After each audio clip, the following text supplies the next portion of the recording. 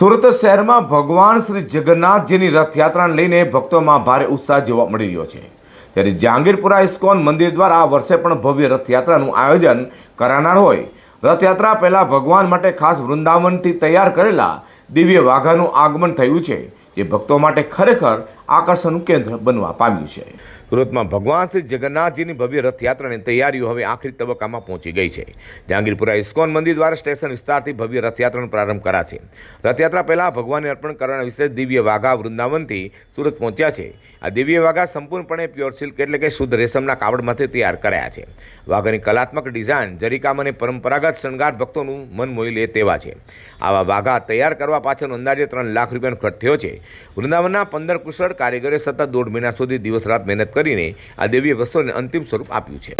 हरे कृष्णा, मेरा नाम सचिशित कुमार दास, मैं इस्कॉन मंदिर जहांगीरपुरा सूरत से बोल रहा हूँ। आगामी 16 जुलाई गुरुवार शाम को 3 बजे सूरत रेलवे स्टेशन से इस्कॉन मंदिर जहांगीरपुरा तरफ से भव्य श्री जगन्नाथ रथ यात्रा निकलेगा, जिस रथ में जगन्नाथ बलदेव सुभद्रा बैठेंगे।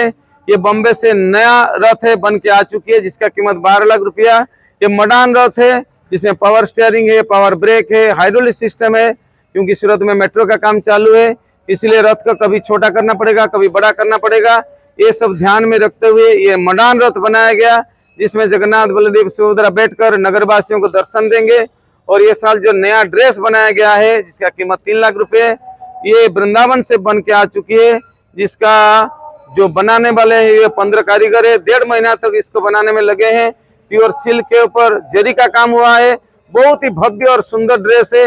तो सूरत वासियों को निवेदन है, 16 तारीख गुरुवार शाम को 3 बजे सूरत रेलवे स्टेशन से निकलकर इस्कॉन मंदिर जहांगीरपुरा के अंदर आपको कहीं भी सुविधा सुजोग मिलेगा। आप लोग आइए, दर्शन कीजिए। भगवान श्री जगन्नाथजी, बलभद्रजी, सुभद्राजी आ दिव्य वाघाમાં રથયાત્રા દરમિયાન ભક્તોને દર્શન આપશે। સુરતની રથયાત્રામાં આ વર્ષે આ દિવ્ય વાઘા વિશેષ આકર્ષણ કેન્દ્ર બનશે અને ભક્તોમાં અનોખો ઉત્સાહ પણ જોવા મળી રહ્યો છે।